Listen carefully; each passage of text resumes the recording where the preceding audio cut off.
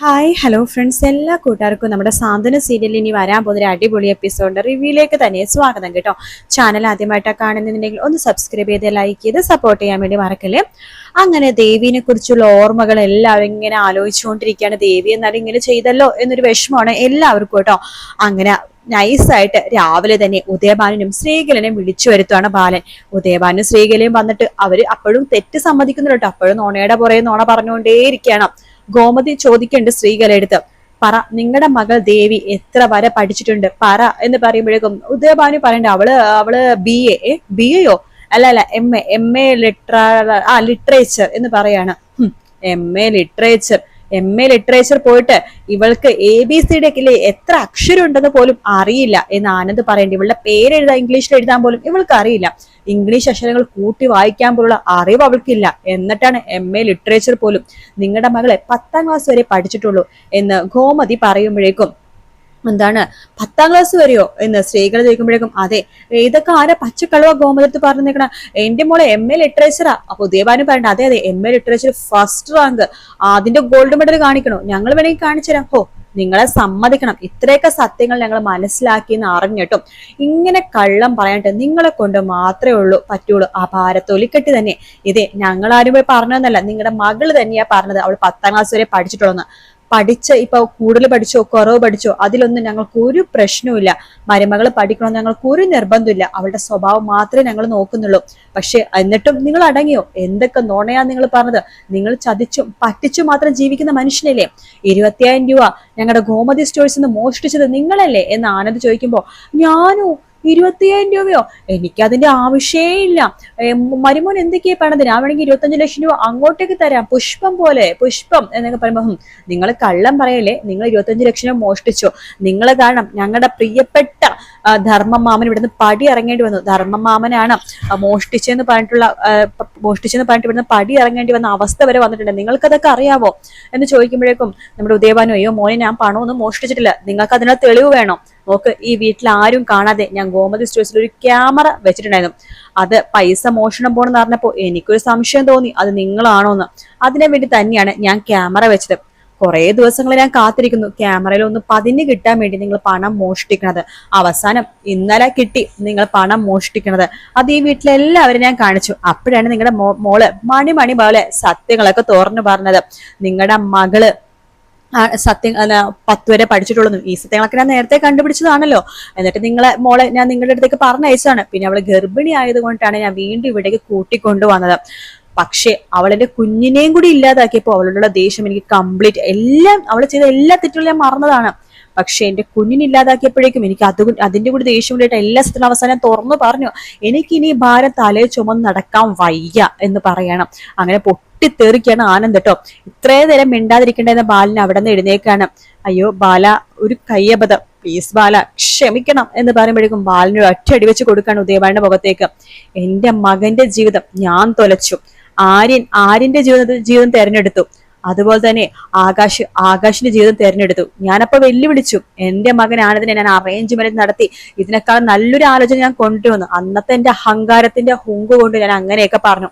അവസാനം നല്ലൊരു ആലോചന വെച്ച് നിങ്ങളുടെ മകളെ ഞാൻ അവന്റെ കല്യാണം കഴിപ്പിച്ചു കൊടുത്തു. ഇപ്പോഴല്ലേ മനസ്സിലായത്, എന്റെ ബാക്കി 2 മരുമക്കൾ, അതായത് എന്റെ മക്കളായിട്ട് തെരഞ്ഞെടുത്ത ആ 2 മരുമക്കളുടെ അടുത്ത് നിൽക്കാനുള്ള യോഗ്യത പോലും നിങ്ങളുടെ മകൾക്കില്ല. അവരുടെ കാല് കഴുകി വെള്ളം കുടിക്കണം നിങ്ങളുടെ ദേവിമോള്. ഒരു ദേവിമോള്, അവളുടെ ഒരു ബാലച്ചൻ വിളി. ഇത്രയും നേരം പിടിച്ചു നിൽക്കുമായിരുന്നു. അവളൊരു പെണ്ണായി പോയത് കൊണ്ടാണ് അവളുടെ മുഖത്തടിക്കാത്തത്. പക്ഷെ തന്റെ മുഖത്തടിക്കും. മക്കളെ വളർത്തുമ്പോൾ മര്യാദക്ക് വളർത്തണം. അതുപോലെ തന്നെ തന്നെ പറഞ്ഞിട്ട് കാര്യമില്ല, തന്റെ അച്ഛനെയായിരുന്നു അടിക്കേണ്ടത്. മക്കള് വഴിതെറ്റിപ്പോയിക്കുന്ന അച്ഛനമ്മമാരുടെ തിരുത്താനായിട്ട് തന്നെ തിരുത്താൻ ആരുണ്ടായില്ല. താൻ അത് തന്നെ തന്റെ മക്കളോടും ചെയ്തു. എടോ, തനിക്ക് ഇനി ഒരു മോളും കൂടി ഇല്ലേടോ, അതിനെങ്കിലും മാന്യ മര്യാദക്ക് കെട്ടിച്ചു വിടടോ, നോണയൊന്നും പറയാതെ ഒന്ന് കെട്ടിച്ചു വിടടോ എന്ന് പറയണം. അപ്പൊ ഉദയഭാനു പറഞ്ഞിട്ട് ബാല തെറ്റുപറ്റിപ്പോയി, എല്ലാം ക്ഷമിക്കുക. പക്ഷേ ഞങ്ങളുടെ മകൾ ദേവി പഞ്ചപാവാണ്. ഞങ്ങൾ പറഞ്ഞു കൊടുത്തിട്ടാണ് അവള് കള്ളങ്ങളൊക്കെ പറഞ്ഞത്. അവള് പലവട്ടം കല്യാണത്തിന് മുമ്പേ പറഞ്ഞു ഈ നുണയൊന്നും പറയേണ്ട, ഈ കല്യാണം വേണ്ടെന്നൊക്കെ. പക്ഷെ ഞങ്ങൾ ആത്മഹത്യ ചെയ്യും, വിദ്യയുടെ ജീവിതം വഴിയാതാരെ പോകും എന്നൊക്കെ പറഞ്ഞ് അവളെ ഭീഷണിപ്പെടുത്തിയിട്ടാണ് ബാല ഈ വിവാഹത്തിന് സമ്മതിപ്പിച്ചത്. ഞങ്ങളുടെ മകള് പാവമാണ് ബാല, അവളോട് നിങ്ങൾ ക്ഷമിക്കണം എന്ന് ബാലനോട് പറയാണ് ഉദയഭാനും ശ്രീകലയും കൂടി ചേർന്നിട്ട്.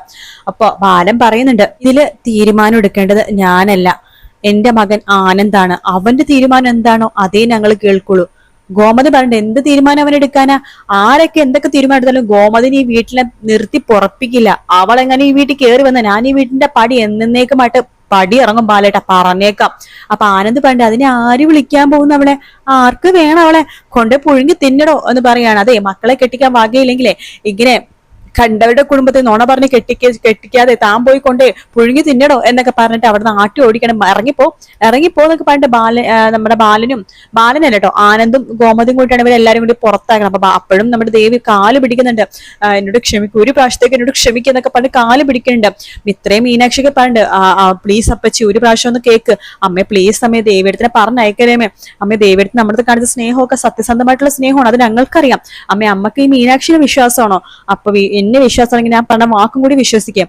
അത് കേട്ട് ആകാശം ആരെയും പറയണ്ട. അതേ അമ്മേ, സംഭവിക്കേണ്ടതൊക്കെ സംഭവിച്ചു. ദേവിയെടുത്ത ഭാഗത്തുള്ള തെറ്റാണ് നമുക്ക് പൂർണ്ണമായിട്ടും പറയാൻ പറ്റില്ല. ഇതുപോലത്തെ അച്ഛനമ്മമാരെ ഉണ്ടായി പോയതിന്റെ തെറ്റല്ലേ അമ്മേ? അതിന് ദേവിയെടുത്തേക്ക് എന്ത് ചെയ്യാൻ പറ്റും? പോട്ടെ, എല്ലാം പോട്ടെ. നമുക്ക് വേറെ കുറെ സത്യങ്ങളൊക്കെ നമുക്ക് മാത്രം അറിയാവുന്ന സത്യങ്ങളില്ലേ അമ്മേ?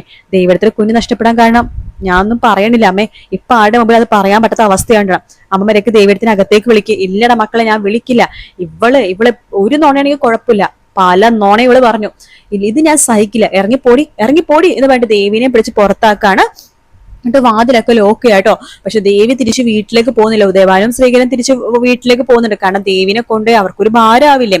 പിന്നെ കൊണ്ടുപോകും കേട്ടോ. പക്ഷെ ദേവി തിന്നണ ഭക്ഷണത്തിനൊക്കെ കണക്ക് പറഞ്ഞുകൊണ്ടിരിക്കും. അതായത് ദേവി തിരിച്ച് വീട്ടിലേക്കൊക്കെ പോകും, അത് വേറെ കാര്യം. പക്ഷെ ദേവി അന്ന് അവർക്ക് തക്കാളിക്കറി എന്തോ കറി ഉണ്ടാക്കും കേട്ടോ.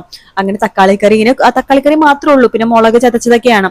തക്കാളിക്കറി ഇങ്ങനെ കൂട്ടുന്ന സമയത്ത് തക്കാളിക്കൊക്കെ എന്താ വില, നിനക്കിവിടെ വെറുതെ തിന്നാ മതിയല്ലോ, എടി 2 ടീസ്പൂൺ കണക്ക് എടുക്കടി, കൊട്ടക്കണക്കിനെ കറി എടുക്കണേ എന്നൊക്കെ പറഞ്ഞിട്ട് എല്ലാത്തിനും ഉപയോഗിക്കുന്ന സാധനങ്ങൾക്കൊക്കെ കയ്യും കണക്കും പറഞ്ഞു. സോപ്പ് ഇട്ടിട്ട് അലക്കാൻ പോകുമ്പോഴേക്കും ആ സോപ്പ് തീർക്കോ എന്നൊക്കെ പറഞ്ഞിട്ട് ഭയങ്കര വഴക്കൊക്കെ ആയിട്ട് ദേവീനെ എല്ലാത്തിനും കുറ്റവും കുറവും തന്നെയാണ് ശ്രീകലയും ഉദയഭാനും പറഞ്ഞുകൊണ്ടിരിക്കുന്നത്.